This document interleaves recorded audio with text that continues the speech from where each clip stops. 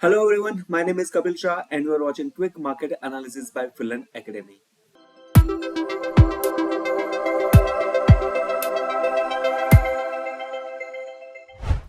पिछले 5 हफ्तों से हमें एक नेगेटिव मोमेंटम देखते आ रहे थे और इस वीक में हमें छोटी सी एक पॉजिटिव मोमेंटम मिली थी। इस हफ्ते में मार्केट 0.8% से ऊपर बढ़ा हुआ है। मार्केट की जो शॉर्ट टर्म मूविंग एवरेज है 50 पीरियड मूविंग एवरेज, यहाँ पे मार्केट सपोर्ट काफी टाइम से ले रहा है। पिछले 15 ट्रेडिंग सेशन से मार्केट एक ही रेंज में चल रहा है। 19,500 ऊपर में रेजिस्टेंस फेज हो रहा है और 19,250 नीचे में सपोर्ट लेवल ले रहा है। तो 3 हफ्तों में मार्केट ने इसी स्पेन में ही रेंज किया हुआ है।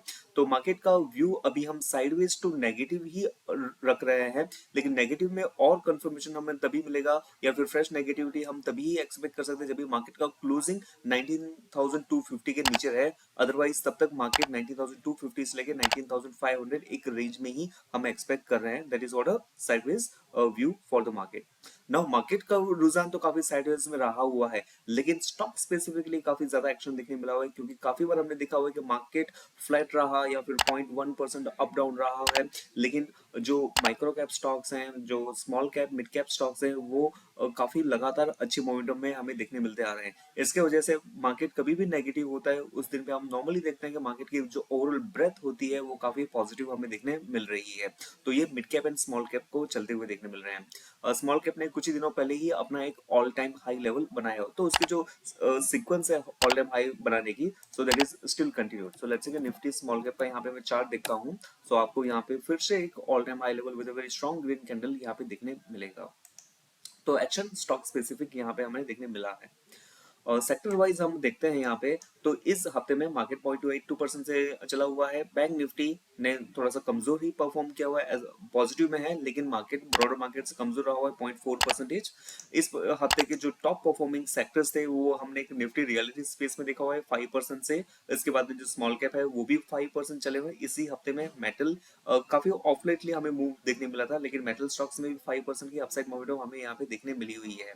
तो ये कुछ एक लीडिंग स्टॉक है जहां पे काफी अच्छा परफॉर्मेंस देखने मिला हुआ है। निफ्टी ऑटो सेक्टर जो यहाँ पे देखता हूँ, तो काफी दिन के टाइम के कंसोलिडेशन पैच के बाद में हमें यहाँ से एक पॉजिटिव मोमेंटम देखने मिला है। आई थिंक इसने भी अपना all time high level form किया हुआ है with on a closing basis पे। यहाँ पे और एक इंटरेस्टिंग चीज जो लिस्ट में टॉप में नहीं आ रही है, लेकिन निफ्टी आईटी पे मेरा यहाँ पे ध्यान बन रहा है, क्योंकि निफ्टी आईटी का अगर हम सेक्टर यहाँ पे देखते हैं, तो ये भी अपने एक जो काफी अंडर परफॉर्मेंस रहा था निफ्टी आईटी सेक्टर का, तो उसका अभी हमें कुछ एक ऊपर की ओर के मोमेंटम हमें देखने मिल रहे हैं। तो लेट्स से कि this is what the Nifty IT sector की जो रेंज काफी टाइम से हम देखने मिल रही है। सो यहाँ ना कहाँ पे हमें एक ऊपर में ब्रेकआउट आते हुए देखने मिल रहा है। तो जो उसके पहले की कुछ क्लोजिंग पॉइंट्स थे, यहाँ पे जो 31,000 के यहाँ पे 31,400 के यहाँ पे रेजिस्टेंस ले रहा है, तो ऑलमोस्ट उसके ऊपर ही हमें एक छोटा सा क्लोज दिखने मिला है। तो मुझे यहाँ पे एक रिवाइवल दिखने मिल रहे हैं। सेक्टर स्टॉक स्पेसिफिक बात करते हैं, तो काफी सारे स्टॉक्स ने यहाँ पे एक पॉजिटिव मोमेंटम दी हुई है। आईटी सेक्टर की बात हमने की हुई है, तो आईटी सेक्टर में लास्ट वीक में भी हमने एक व्यू इनिशिएट किया हुआ था परसिस्टेंट पे। तो परसिस्टेंट का हमारा व्यू अभी भी कंटिन्यू ही रहा है कि इसमें एक पॉजिटिव मोमेंटम अभी भी हमें देखने मिल सकती है। रीजन इज दैट कि स्टॉक का जो एक बहुत बड़े टाइम का एक कंसोलिडेशन पैच था, उसके ऊपर हमें इसका ब्रेकआउट आते हुए देखने मिला है। तो ये वीक में ये ब्रेकआउट कंफर्म भी होता है कि प्राइस का एक डिसिसिव मूव ऊपर में आ रहा है। तो यहाँ पे नो डाउट एक रैली चल चुकी है और शॉर्ट टर्म ट्रेडर्स को थोड़ा सा रिट्रेसमेंट होता है, तो यहाँ पे हमें एक बाय का मौका मिल सकते हैं।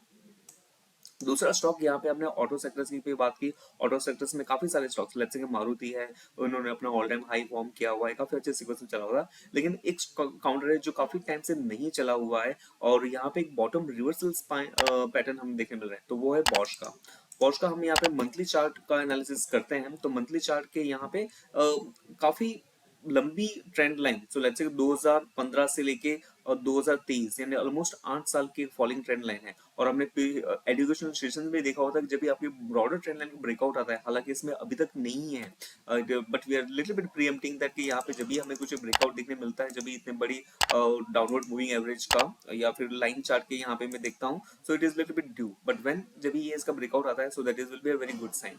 और ये गुड साइन क्यों होगी, द थिंग इज दैट कि जब भी प्राइजेस का यहाँ पे एक बेस बना हुआ है और काफी टाइम से एक रेजिस्टेंस लेवल सपोर्ट लेवल रहा था, उसके बाद में यहाँ पे एक रेजिस्टेंस लेवल रहा हुआ है और यहाँ पे हमें ब्रेकआउट ऑलरेडी आता हुआ हमें देखने मिल चुके हैं, तो ये पॉजिटिव साइन यहाँ पे बनी है। तो आपका जस्ट एक फ्रॉम ब्रॉडर परस्पेक्टिव यहाँ पे एक्यूमुलेट कर सकते मीन्स राइज ऑन एक्यूमुलेशन कर सकते हैं जब ये ब्रेकआउट होता है, लेकिन यहाँ पे उसका लेवल काफी अच्छा बन रहा है। डेली चार्ट पे मैं यहाँ पे देखता हूँ तो स्टॉक प्राइस की जो गिरावट आई थी और काफी टाइम से जब ये अपनी पॉजिटिव रडार में आया हुआ है, तो 200 डे की पीरियड की मूविंग एवरेज की यहाँ पे सपोर्ट ले रहा है। So one time, two time, third time यहाँ पे सपोर्ट लेवल लिया हुआ है।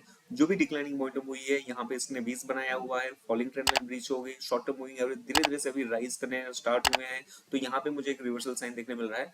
तो हाँ, तो ये जो 2-3 दिन की जो स्टॉप लॉस है इन वेरी शॉर्ट टर्म, तो यहाँ पे आपके स्टॉप लॉस बन जाते हैं और ऊपर में 19,700 के आपके अपसाइड पोटेंशियल यहाँ पे देखने मिल सकते हैं, दैट इज वन थिंग।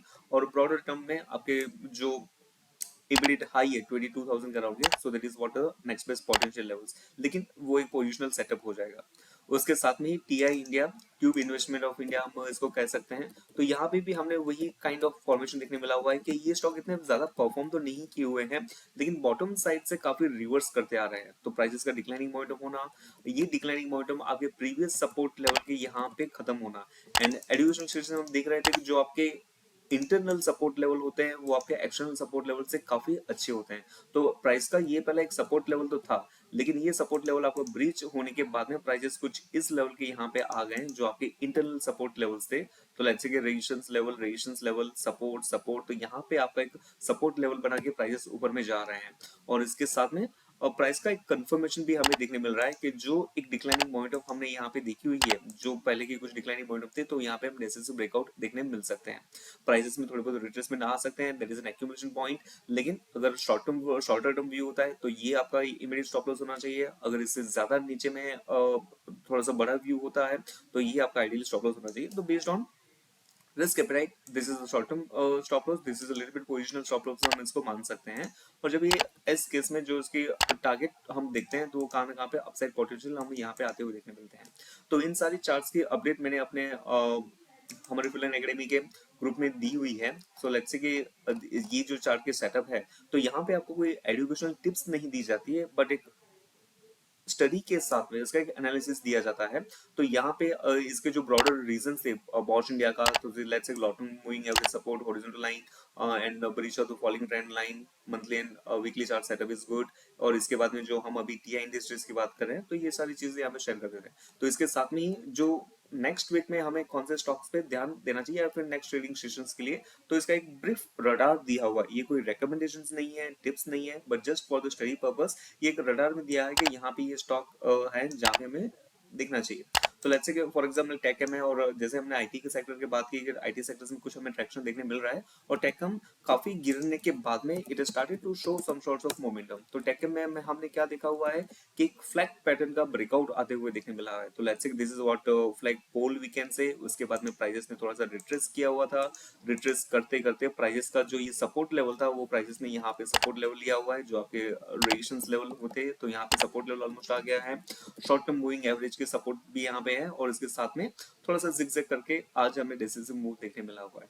तो यहाँ पे भी एक अपसाइड मोमेंटम बनती है, तो यहाँ पे आपका एक थोड़ा सा एक स्कैनर बन जाता है कि this are the stocks to refer for.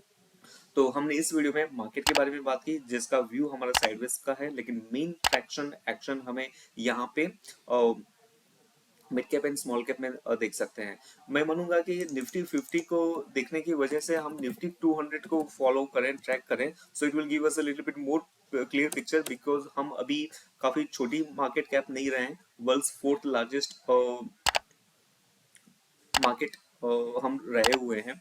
तो निफ्टी 200 जो कि आपको मिड कैप भी काफी हद से कवर करता है, तो मेरा मानना है कि मार्केट का एक रुख from mid cap and small caps को भी कंसिडर करके हुए आई कैन अंडरस्टैंड दैट कि जब तक 10,100 के ऊपर है तब तक आपको पॉजिटिव रहना चाहिए। Means as of now market का जो निफ्टी का 50 का जो आप स्लोप देखोगे वो काफी नीचे में हमें तिरछा हुआ देखने मिलता है, लेकिन यहाँ पे हमें एक फ्लैटिशनेस देखने मिल रही है। तो प्राइसेस का एक डेसिसिव रिवर्सल साइन तब हम देखने मान सकते हैं कि मार्केट का थोड़ा सा वीकनेस आ रहा है फ्रॉम द ब्रेथ पर्सपेक्टिव, तो 10,100 के नीचे ड्रॉप होता है तब एक ट्रिगर होता है कि हाँ यहाँ पे कुछ बेरिशनेस एस्टेब्लिश्ड हो रही है। तो लेट्स चेक द निफ्टी 200 कि इसका आगे का बिहेवियर क्या होता है।